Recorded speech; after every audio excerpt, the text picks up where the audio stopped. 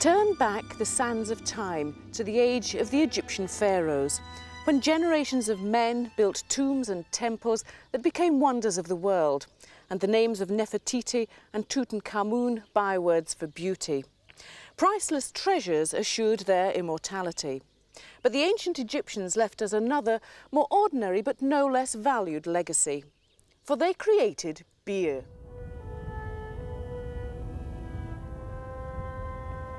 The story of the pharaoh's liquid gold lies deep within Egypt's monuments. Etched into the chambers that held mummified kings and courtiers are hieroglyphs of their servants. They're carrying out their everyday duties, including brewing. Beer was part of the staple diet of the ancient Egyptians, so important that written on papyrus is a description of a whole army that fell sick when the beer ran out and they had to drink the water.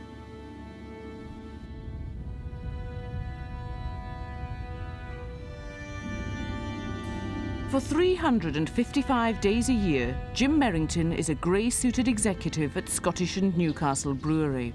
The rest of the time, he's a man with a mission. His quest is to discover exactly how the ancient Egyptians made beer, its taste and the potency of the drink that sustained a civilization 3,000 years ago. With his colleague Peter Bolt, he intends to recreate the drink of the Pharaohs. Their venture has brought them to the deserts of Egypt in pursuit of a dream that's not far short of the Holy Grail. This is Ty's tomb, which once was buried in sand beside the oldest stone building in the world.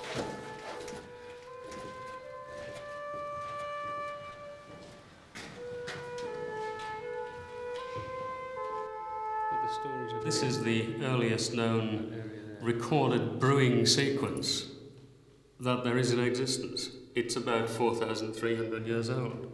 It's a whole brewery. I mean, right from the top where they're actually making the vessels, through the process of sparging the material through a sieve and into lower vessels, taking it along even further into containers, and there's a possibility of putting yeast into those jars, and then also filling, capping, and away. So go along. The temperatures out here, they would have fermented very quickly.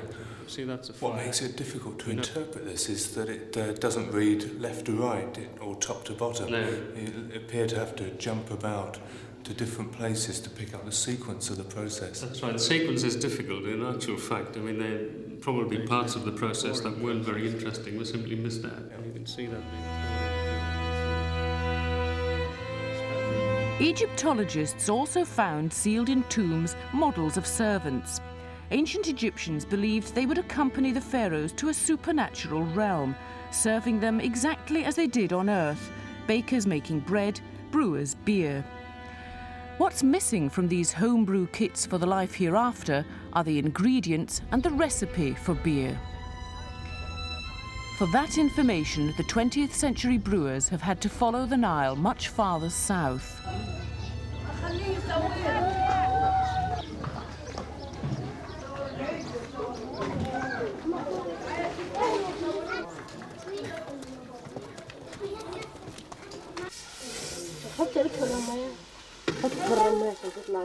In remote villages, families live today much as their ancestors did.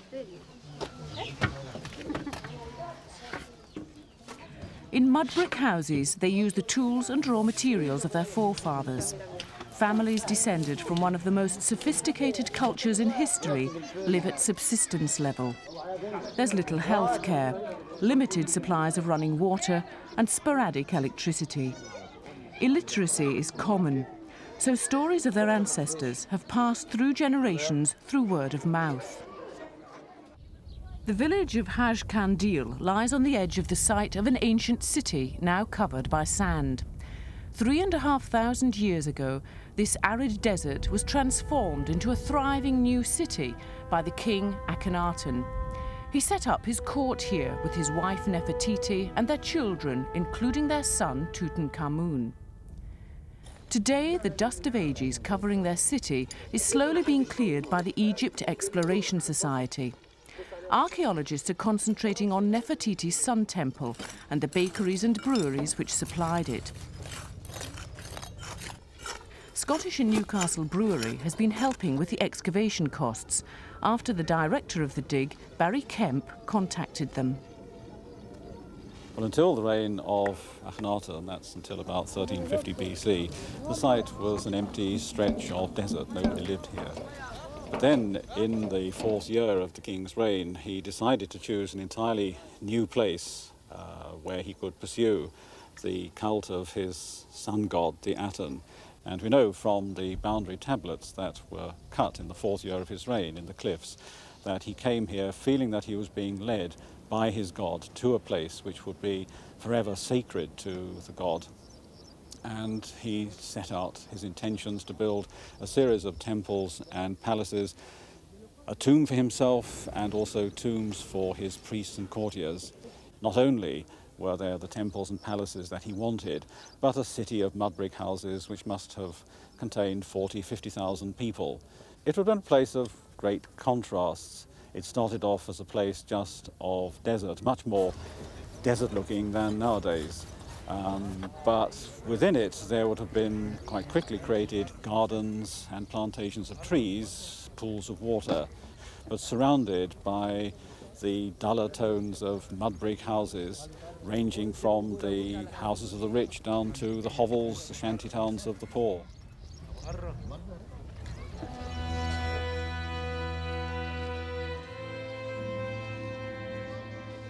After 17 years, Akhenaten's reign ended. No one knows how he died, but there was an attempt to systematically erase all trace of him from the history of the pharaohs. His statues were defaced, his temples destroyed, and his city abandoned. Little was built or cultivated here from that time to this, so the archaeologists are excavating a time capsule. Almost everything unearthed here dates back to the days of Nefertiti and Tutankhamun. Delwyn Samuel is learning about the food and drink of their people by examining plant remains and residues in pots. This container has just been discovered. For Dave Wicks from Middlesbrough, it's the find of a lifetime. We found the pot after removing some earthen floors of a room which was built as part of the bakery complex or brewery complex in Akhenaten's enclosure at Komilnana. We've actually got a huge storage vessel which has been sunk through the mud brick floor of the room. It hasn't actually produced any exciting remains at the moment, but there is a small black deposit in the bottom of the pot which may yet turn out to be the residues of something quite interesting for our environmental specialists. Presumably it's some sort of storage vessel. It's the actual contents which we're interested in now, and hopefully Delwyn can actually put something into it, which is hopefully beer.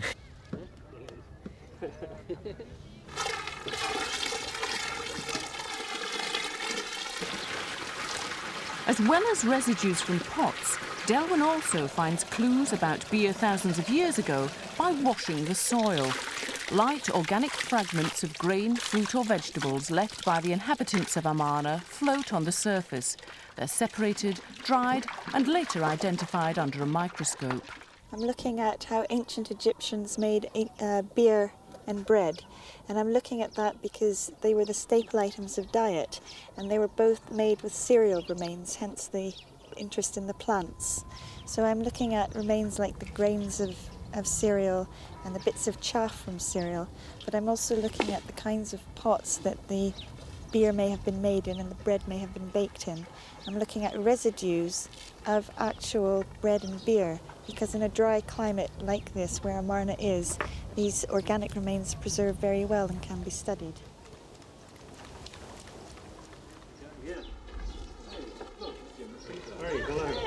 Hi, you made it! How long did it take? Down by the desert? The quest for the beer of the Pharaohs has led Jim and Peter to the archaeologists' dig house for an exchange of information. The archaeologists can now answer some of their questions about the ingredients used, and the brewing experts can keep the archaeologists straight on what's possible or impossible in any brewing process. Results at the dig are beginning to raise hopes that ancient beer could be recreated. The main ingredients were obviously water and cereal. Now, the ancient Egyptians had two different kinds of cereals. One was barley, which is used today and is the main brewing cereal used today. The other one was something called emmer wheat. Now, it's a kind of wheat, but it's quite different to the kind of wheat that we use today.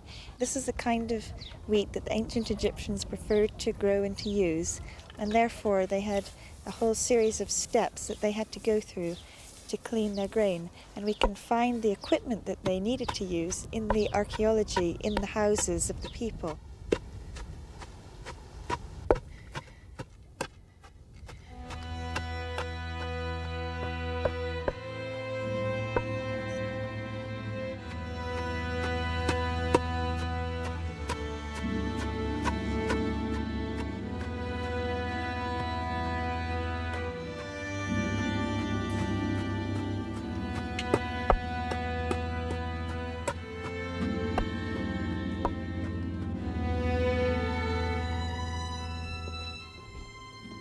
We've seen little houses of individual families, and they had their mortar where they pounded the emmer wheat to shred away the chaff, and they had in almost every house a quernstone where they ground the grain into flour. It's really by trying the actual processes oneself with either the ancient equipment like the real ancient quernstone and replicas of other things like the pestle, and try and make the conditions as close as we can, and using real emmer wheat, that we can see whether the processes we think were being used in the past really do work. This grist is similar to what would be used in brewing, certainly this part of it here, without the husk of the grain. So I would think that would be a very good starting point for producing a beer. But the two processes has produced a very good brewing material. I think they'd probably have gone for a coarser ground because it would be easier to handle. Once you get very fine, like a flour, you'd have a paste, which would be difficult to get a liquid out of. Right. We're a good way down the track. In fact, we're able now, I think, to be able to produce a base beer and be able to say that by a process, a two-pronged process of treating the materials, that we can produce the actual base beer. We then have to go forward from there with more examination and some detailed look at seeds and flowers and fruits to determine exactly how the beers were flavoured. Children from the village are recruited to gather fruit, just as they may have done in Tutankhamun's time. Nabak is bitter and of no commercial value, but could it have flavoured beer thousands of years ago?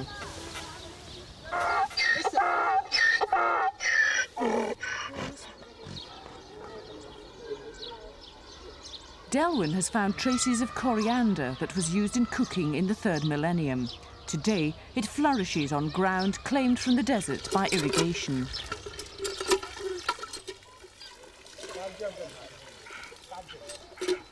The water used to brew the beer will have to have the same chemical balance as this, drawn near wells the ancient Egyptians used.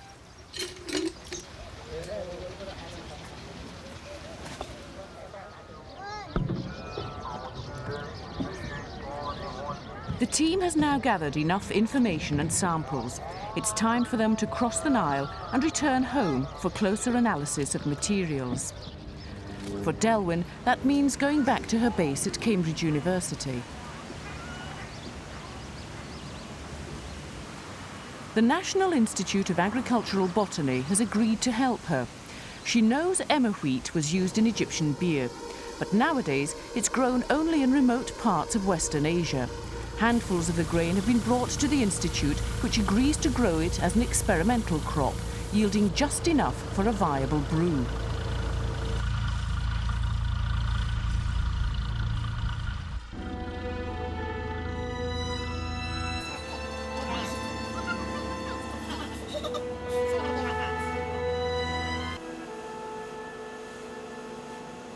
an amazing transition. Here's the gelatinized starch, and right next to it. Meanwhile, Leica Cambridge is letting Delwyn use their state-of-the-art scanning electron microscope, SEM, to analyse beer residue she's brought from Amarna. It can magnify up to 50,000 times. Fragments invisible to the naked eye are so enlarged they become treasure troves, rich in information Delwyn can interpret. As a result of using SEM, I've found out a whole lot of different information that really wasn't known at all before. And it's through using SEM that new insights have been gained. And really the key new understanding about beer is that it's a lot more complicated and a lot more sophisticated than anybody really has given the ancient Egyptians credit for. The breakthrough has really been that there were two separate processes used in beer brewing, and that's something that nobody had any idea about before. And what I've been able to establish is that there were two batches of grain which were treated in different ways and then mixed to make the beer. But in fact, the kind of work that I'm doing means that I need the expertise of people who are used to working with brewing and with baking. And I can get so far with the residues that I have and understand them in their archaeological context. But in order to understand the technological processes, it's really invaluable to have people who do this work regularly. And so the work that comes together is, on the one hand, the archaeologists who understand. Yes.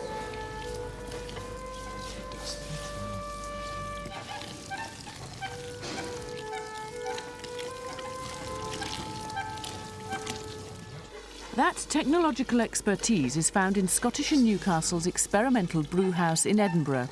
It's taken 4 years to come this far. The emmer wheat grown in Cambridge has produced a good yield, and calcium has been added to Edinburgh water to match the Egyptian sample. The residues have yielded their secrets, and Nefertiti's beer is being brewed again.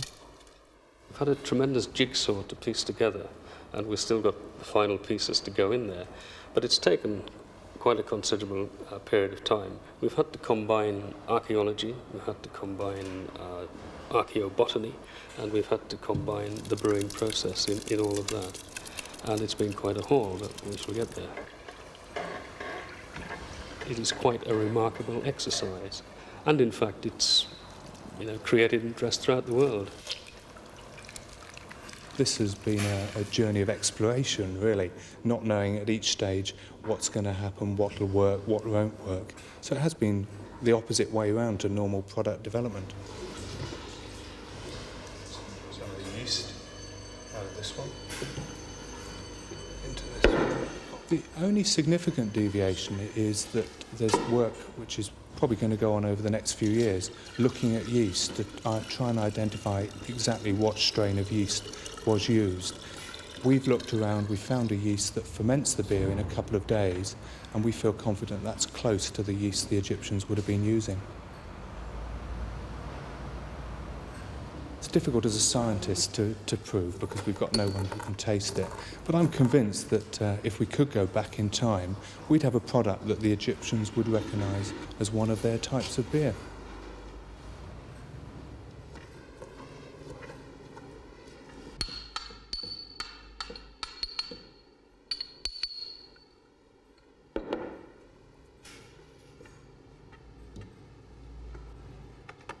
What I've done is I've produced 4 types of beer. One which is the base beer, one with coriander, one with the nabak, and one with both coriander and nabak. Seneb, health. Here goes. It's quite sweet. Quite sweet, quite grainy. None of the bitterness you'd normally find in a beer. No. Tastes that different. Well, I think it's quite pleasant.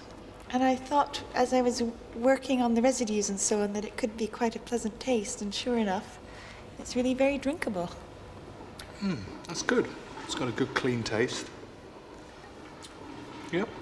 I think it'd be interesting to try the ones with some herbs added to them as well, see how that develops the flavour. I think it's different in that it doesn't possess the modern characteristics of beer, in that it doesn't have any hoppiness to it. There's no bitterness to it. That's a big So difference. that's somewhat different to modern beers. And of course it's a wheat beer as well, as opposed to a barley-based beer. And that's totally different. And I think when you find that this has been refined somewhat, and possibly some nabak or coriander, then you're really going to get into quite a nice product. The experiment has been a success, and academic research back through time for the earliest beer could lead to a new commercial brew. We didn't set out for this to be a commercial product, but the interest it has created indicates that practically everybody everywhere would like to have a taste of this. And so we're going to think seriously about how we can at least produce a limited quantity of the beer. And we have said, of course, that if we do this and it goes on sale, then we will assist the Egypt Exploration Society financially from those sales to help further excavation work.